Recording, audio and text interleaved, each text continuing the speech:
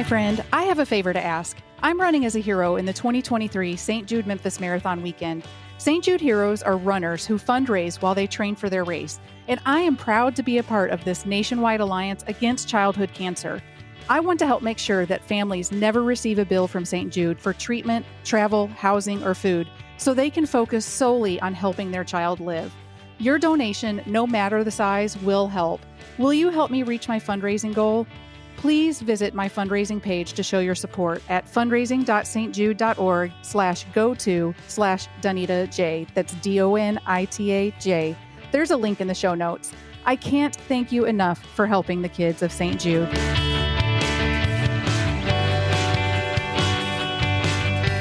Welcome, triathletes and fitness enthusiasts, to another exciting episode of the official Triathlete podcast. I'm your host, Donita Jacobs, and today we're stripping away the noise and diving back into the fundamental elements that make triathlons both challenging and rewarding. Whether you're a seasoned triathlete or just dipping your toes into the multi-sport world, this episode is a refreshing reminder of why we fell in love with the sport in the first place. So listen in for episode 48 of the official Triathlete podcast.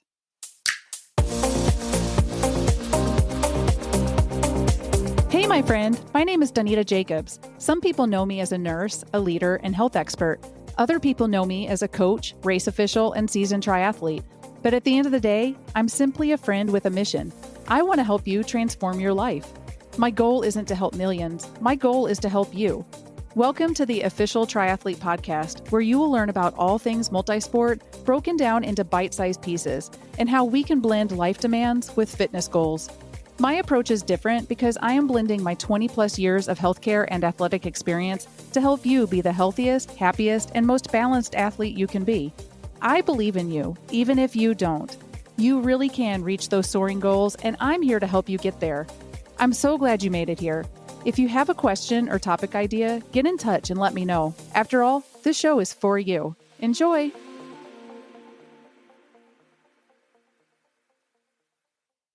Hello, my friends and fellow athletes. Thanks for tuning in. I am so grateful that you're here. I always start with a little message from my Train with Heart program. It's my mission to transform the whole athlete. So Heart not only develops and prepares the body for improved athletic performance, but aims to optimize the whole person through healing, empowerment, awareness, reflection, and transformation. So each episode, I share a little snippet from how I help my athletes with one of these elements. Today, we are going to discuss awareness. Triathletes, buckle up. Today, we're not just talking about crossing finish lines. We're diving into the emotional depths that make you a true triathlon powerhouse. In the world of triathlon, it's not just about muscles and speed. It's about mastering the emotions that swim, bike, and run alongside you. Welcome to the game-changing realm of emotional intelligence for triathletes. So why does emotional intelligence matter so much in the world of triathlon? Well, let's start with recognizing emotions in the swim. In the open water, surrounded by the unknown, what are you feeling? Is it the rush of excitement or the flutter of nerves? Recognizing these emotions sets the tone for the race, helping you adapt to the ever-changing conditions. How about understanding emotions on the bike? As you hit the bike course, the wind in your face, emotions can shift. Is it the thrill of the ride or the frustration of a technical challenge? Understanding these emotions helps you adjust your pace, conserve energy, and conquer the course.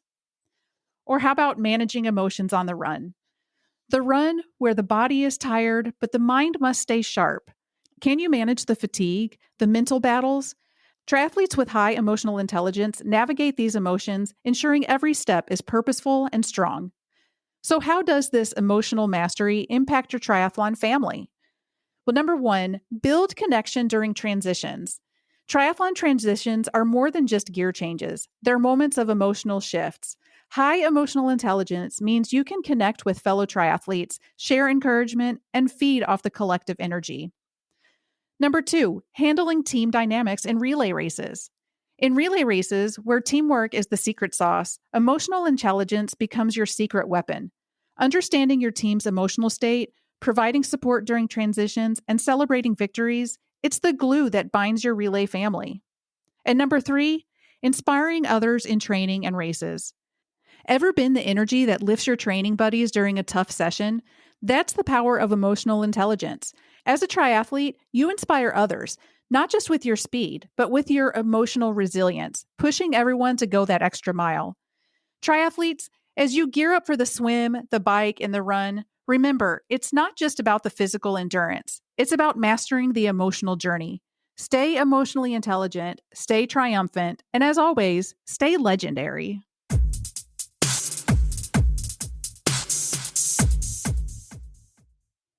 Hey everyone, welcome to the official Triathlete podcast. I'm Donita Jacobs, your host, and today, we are going to go back to the basics. So many of you are new listeners, and I think being a new listener, you need a context of the beginning, right? The framework of what this podcast is all about, the wonderful world of multisport and triathlon. So first, let me tell you a little bit about me and why I even do this podcast. I would consider myself to be a seasoned triathlete. I've been participating in triathlons and other multi and single sport events like duathlons and running races for many years. I actually started doing triathlons shortly after my divorce from my first husband. I was in a mentally tough spot. And as I came out of my depression, or should I say, what got me out of my depression, was finding and falling in love with the sport of triathlon. Never in my adult life had I experienced the joy of doing something that was just for me, found by me, learned by me, effort put in by me, and not because anyone else was doing it. I was a competitive swimmer when I was young and loved it, but it had been probably 15 or more years since I had swum. But my mother, being the great mother that she is, insisted that I start swimming again, for mental relief. So even though I resisted, she bought me a gym membership. So I started swimming again. Shortly after, my dad started training for a marathon. I couldn't believe it. So I decided to start running. I mean, who can't run, right? Yeah, well, I couldn't even run a mile, but I started anyway. Then I got this bright idea. Why not do a triathlon? I didn't even know how to spell it, but I was determined. Even though it had been many years, who can't ride a bike? Am I right? I didn't even own one, though. I found a race that was just a month or so away and blindly signed up. I found a friend with a bike I could borrow, I rented a wetsuit, and bought a clearance pair of shorts and a top. I was a struggling single mom of 2 small kids, working 3 jobs, and didn't have any extra money to invest in the sport, but I wanted to give it a try. I Googled every question I had, showed up on race day with a belly full of butterflies, and I finished my first race. Fell in love with the sport, joined a tri club, and went to town.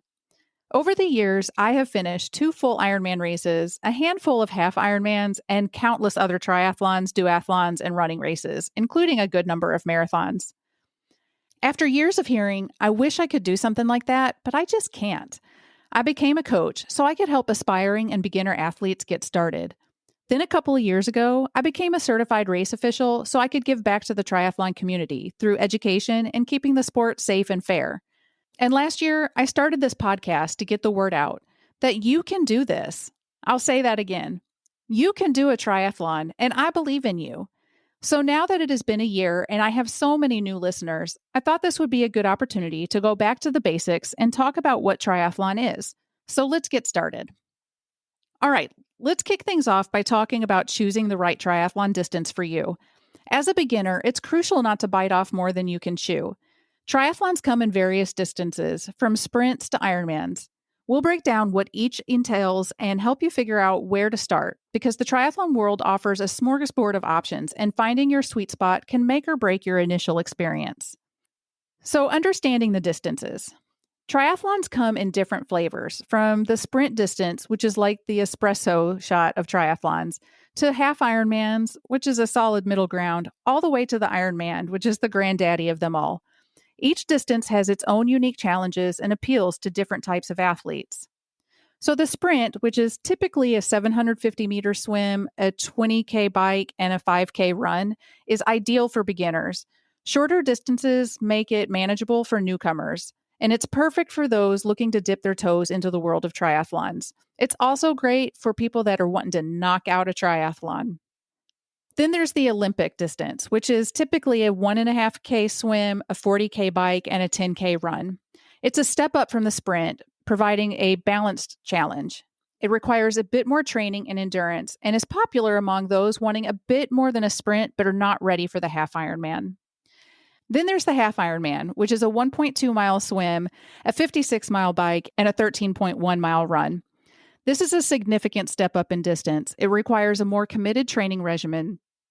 It appeals to athletes seeking a substantial challenge without the extreme demands of an Ironman.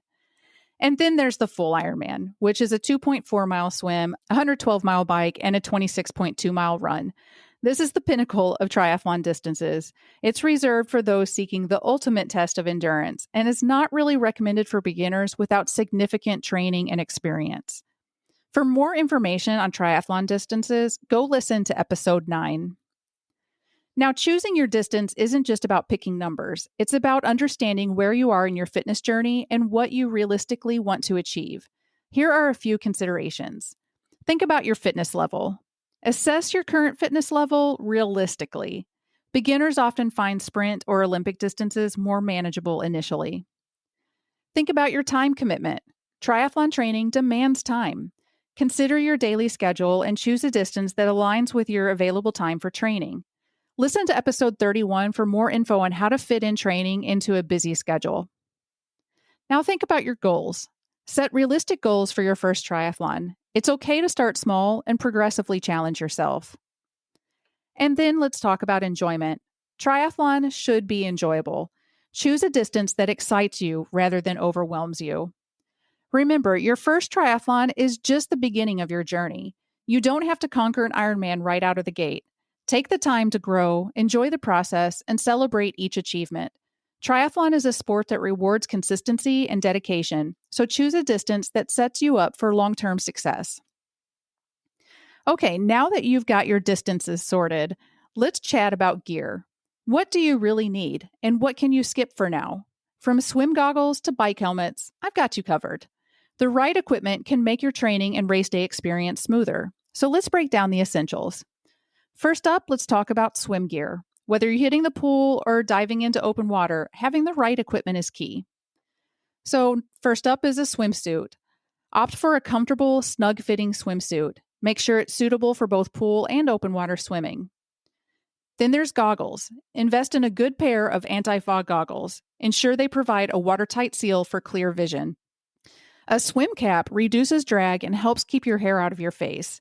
Many races will provide you swim caps, but having your own is a good idea. Wetsuit. The wetsuit is your second skin in the water, and it has multifaceted advantages, from enhancing buoyancy to improved hydrodynamics. Understand how a well-fitted wetsuit can make you more buoyant, reduce drag, and ultimately make you a more efficient swimmer. Choose the right wetsuit based on your body type, budget, and the specific demands of your triathlon. Listen to episode 40 for more information on wetsuits. Next up is bike gear. Since we're moving on to the bike leg, having a well-maintained bike and the right gear is essential for a smooth ride. So, the bike. Choose a bike that suits your comfort and riding style. Road bikes are common for beginners, but any bike in good condition will do.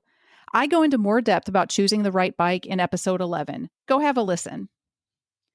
Then there's the helmet. Safety first. A snug-fitting, approved helmet is non-negotiable. Replace it if it's damaged or has been in a crash. Then there's cycling shoes. Consider clipless pedals and cycling shoes for improved efficiency. Practice using them before race day to avoid any surprises.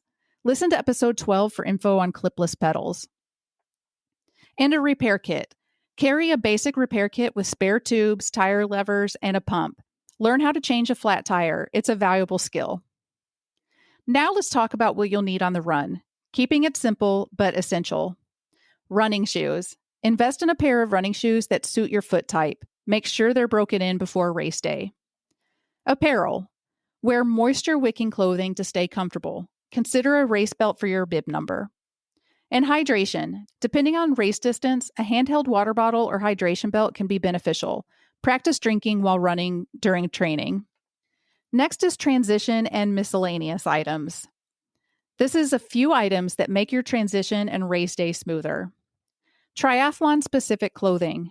Tri-suits streamline transitions, combining swim, bike, and run gear. They're designed to dry quickly and provide comfort throughout all three disciplines. A transition towel.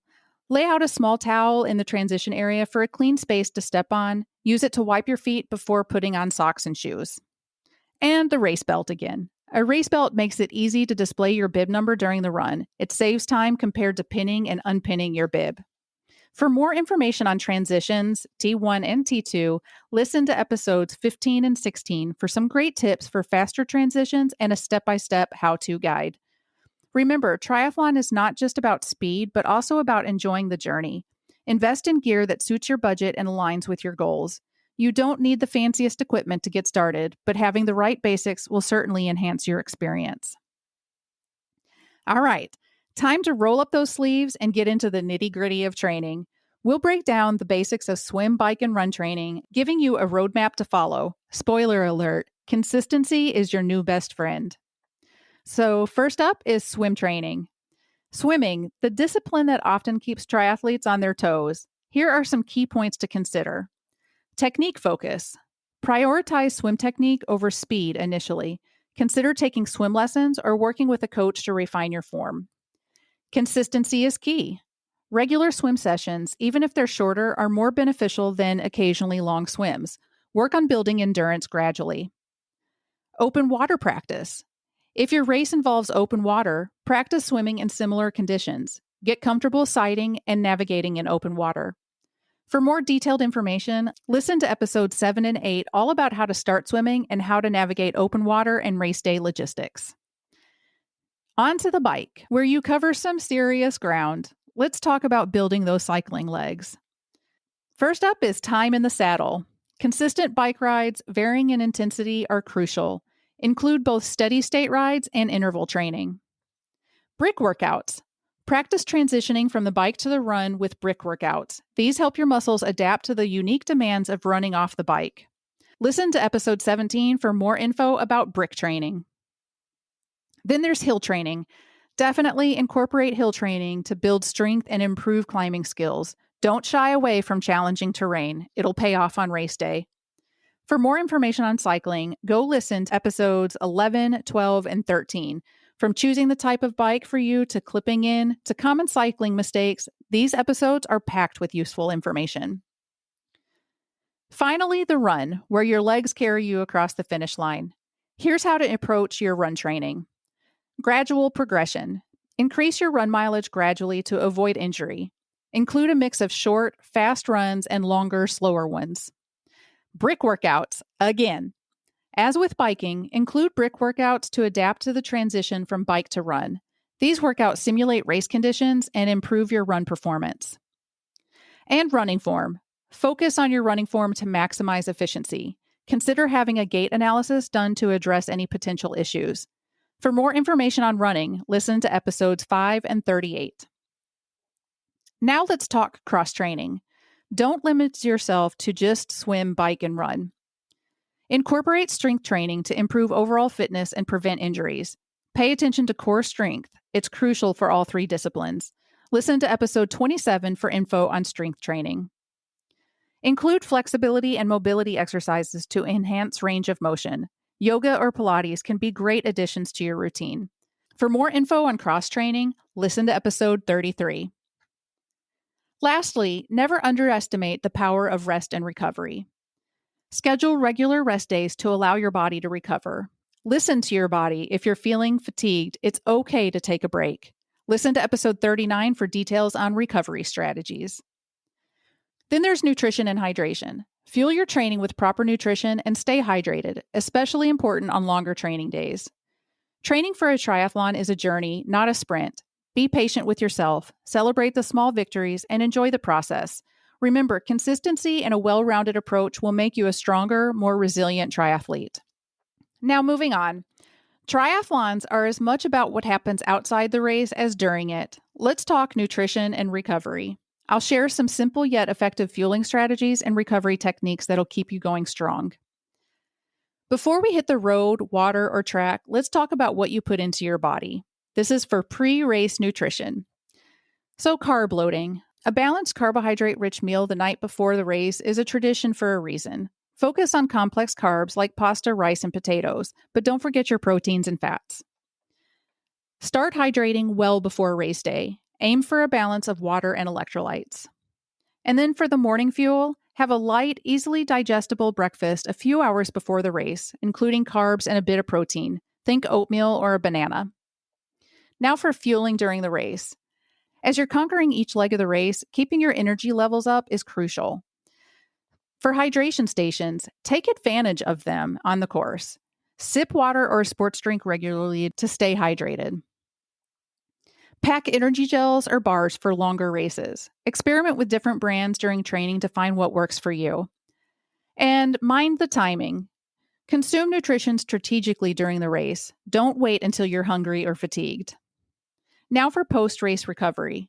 Crossing that finish line is a victory, but proper recovery sets the stage for your next triumph. For immediate refueling, have a post-race snack or meal that includes both carbs and protein. This kickstarts the recovery process. Hydration definitely matters. Continue hydrating post-race. Consider electrolyte-rich beverages, especially if it's on a hot day. And gentle movement. Don't come to a sudden halt after the race. Incorporate gentle, low-impact movement to aid recovery. Now for day-to-day nutrition. Fueling your body isn't just about race day. It's an ongoing process. Maintain a well-balanced diet with a mix of carbohydrates, proteins, and healthy fats. Include a variety of fruits and vegetables for essential vitamins and minerals. Timing definitely matters. Eat strategically around your training sessions. A combination of carbs and protein post-training aids recovery. Now let's talk about the often underestimated aspect of recovery, sleep. Quality sleep. Aim for 7 to 9 hours of quality sleep per night. Sleep is when your body does the majority of its repair and recovery. Active recovery. Incorporate active recovery days into your training plan. Light activities like walking or cycling can promote circulation and aid recovery. Listen to episode 23 for more information on nutrition and hydration strategies. Nutrition and recovery go hand in hand. The better you fuel your body and allow it to recover, the stronger you'll become as a triathlete. Remember, it's not just about race day, it's about sustaining a healthy, balanced lifestyle throughout your triathlon journey. All right, triathletes, we've tackled the physical aspects of training, but now let's shift gears to the mental game. Mental toughness is the secret sauce that turns good athletes into great ones, and it all starts with setting realistic goals. The mental game, often the unsung hero of any triathlete, will explore building mental toughness and setting realistic goals. Spoiler alert number 2, progress, not perfection, is the name of the game. Goal setting is like plotting your course on a map. It gives your journey direction and purpose. SMART goals. Make your goals SMART: specific, measurable, achievable, relevant, and time-bound. For example, instead of improve my swim, aim for decrease my 100-meter swim time by 10 seconds in the next 2 months. Short-term and long-term goals. Have a mix of short-term and long-term goals. Short-term goals keep you focused on immediate progress, while long-term goals provide a sense of purpose and direction. Celebrate small victories along the way. Recognizing your achievements, no matter how small, boosts motivation. Now let's talk about the mental game, because a strong mind is as crucial as strong legs. Positive self-talk. Monitor your inner dialogue. Replace negative thoughts with positive affirmations. I can do this versus this is too hard. Use visualization techniques to picture yourself succeeding. Imagine the race, the transitions, and crossing that finish line with a smile. Triathlons are unpredictable, and adaptability is key. Practice adjusting your mindset when faced with unexpected challenges. Challenges are part of the triathlon journey, and overcoming them is a badge of honor. Instead of seeing challenges as obstacles, view them as opportunities for growth. Embrace the learning experience that comes with overcoming difficulties. Setbacks happen, but they're not failures. Analyze what went wrong, learn from it, and adjust your approach. Cultivate resilience, the ability to bounce back from setbacks. Triathlon, like life, is a series of ups and downs. Embrace the journey. Consider incorporating specific mental skills training into your routine. Focus and concentration. Develop techniques to maintain focus during each discipline. Mindful breathing and staying present can enhance concentration. Practice mindfulness and relaxation techniques. These can help manage pre-race nerves and maintain composure during the event. Remember, your mind is a powerful tool. Train it as diligently as you train your body, and you'll find yourself conquering not just the physical challenges of triathlons, but the mental ones as well. For tips on combating those race day jitters, listen to episode 24. Now, as we wrap up this journey back to the basics of triathlon, I hope you're feeling inspired to lace up those running shoes, dust off your bike, and hit the pool. For more information on triathlons, I encourage you to go back and listen to past episodes. This is number 48, so there is plenty of great info to review from the last year. I'll just point out some great go-to episodes. I like to sprinkle in listener Q&A episodes here and there. I love getting questions from listeners, and I love answering them. No question is ever too basic or dumb. Those episodes are 10, 18, 26, 34, 35, and 43. And remember, if you have a question, get in touch at officialtriathletepodcast@gmail.com. I would love to answer your question. Another set of episodes I recommend is 21 and 37, all about triathlon rules, and episode 29 is about triathlon jargon. If you're questioning whether you can do a triathlon or not, go listen to episode 42, where I bust some common myths. And if you need a little motivation and inspiration, hear from some of my fellow athletes with incredible stories in episodes 19, 25, 45, and 47. Remember, no matter where you are in your triathlon journey, embracing the fundamentals can reignite your passion for the sport. If you enjoyed today's episode, don't forget to subscribe, rate, and leave a review. Until next time, stay tritastic. Talk to you next time. Bye.